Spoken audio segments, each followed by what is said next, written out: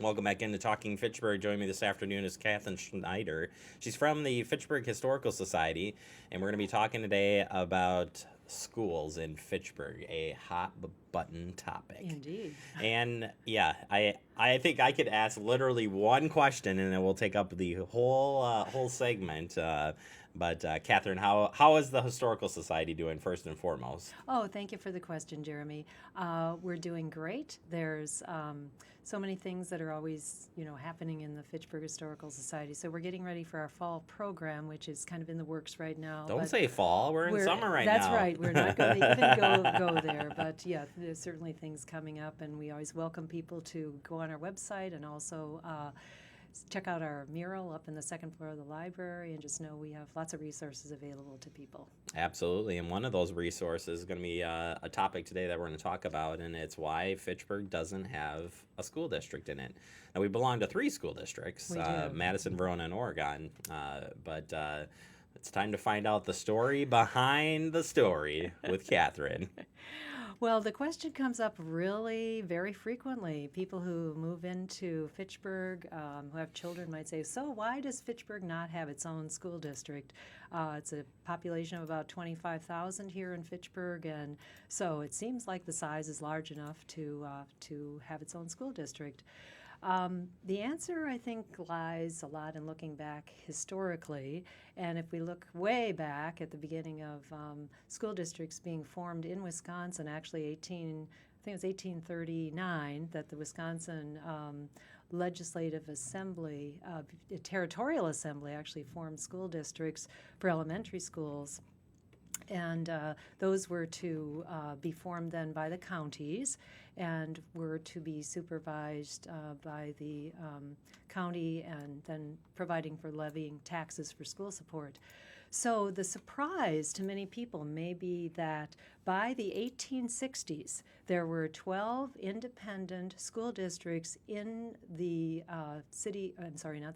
inside the township of Fitchburg, what was then the township of Fitchburg, 12 independent school districts. Of course, those were made up of one-room schools. Each one of those was a one-room school with that educated students grades 1 through 8. So those rural schools dotted the Fitchburg countryside. They were about 1 or 2 miles apart, so students could walk to their schools, mostly rural farm students from their farms. And then they had school boards, and the school boards were 3 citizens formed those school boards.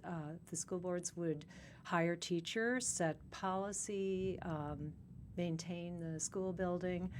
The difference was very much like school boards do today, except that they were taking care of just one building and hiring one teacher, and usually the schools had maybe 20 to 25 students for them to take care of. So it was a different kind of environment than we have now.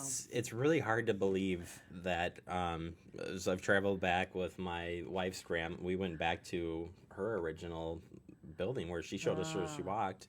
It was it'd be like a half-hour walk to get to the school from where she was, dead in the middle of the country, side of, and it's just amazing to me that wasn't that long ago that we had these one-room school buildings and stuff. And yes, and some of them still are in Fitchburg. Those buildings were, many of them, built very sturdily, and they've become residences. I was going to say that's kind of the transition. Is most of those now are homes or yes, and it's just pretty neat. Yes, well then to just continue about the schools, a county supervisor then would come to the schools, supervise those schools, and that supervisor would help the teacher with curriculum, with textbook selection, meeting state requirements. So they certainly were well run and supervised.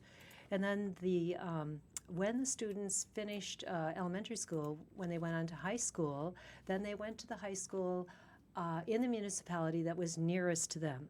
So for instance, the students on the west side of Fitchburg, west half of Fitchburg or so, would go to Verona High School.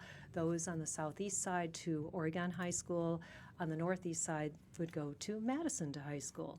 And so taxes were paid for those students from the Fitchburg school districts to take care of the cost of educating those high school students. So then by the mid 1960s, Wisconsin law was encouraging the consolidation of these one-room schools, both for economic efficiency and also because to offer broader learning opportunities for the students.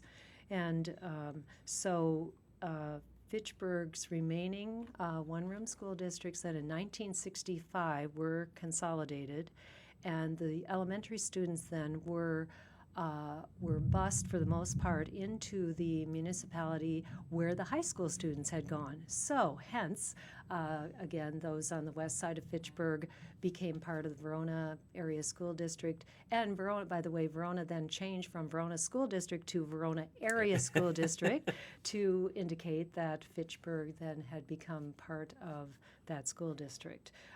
So then Oregon students, again, southeast part of the Fitchburg community, and then Madison students the students to the north into Madison. So that's really the origin of why our students are in those three different school districts who are from Fitchburg. I think the question then comes up of why a no school district now? Why can't Fitchburg start a school district now? Well, the reasons, it's very difficult to do that with the three school districts that Fitchburg students attend, because those three school districts have their own well-established infrastructures and tax bases.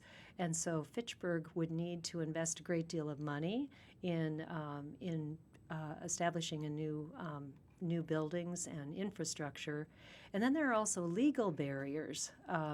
The voters of all school districts would need to approve the establishment of Fitchburg establishing its own school district. That would have to be approved by all the voters of all the districts, and that would mean an erosion of tax base and for all of those districts, and the student population would decrease in each one of those school districts, so you'd be negatively impacted in those school districts. So both history and politics and economics all play a part in why Fitchburg would have a very difficult time forming its own school district. But I think it's interesting to note that history shows Fitchburg had an abundance of school districts during its first 100 years of existence. And it reflects the rural character of Fitchburg at that time and the local control of the Fitchburg schools during that time. Well, and I think it's important too. I mean, Fitchburg's young. I mean, the city of Yes, Fitchburg the city- itself is young, so it was a very rural, town beforehand, and still is a lot of rural areas.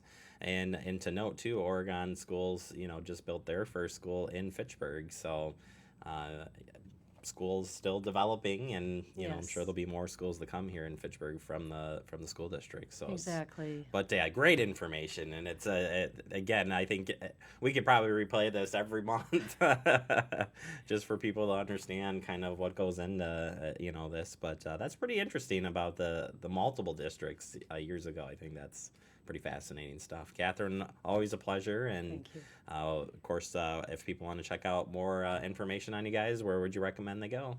Our Fitchburg website is a great place to go, so fitchburghistory.com, I believe. I have to think. No Yes. worries.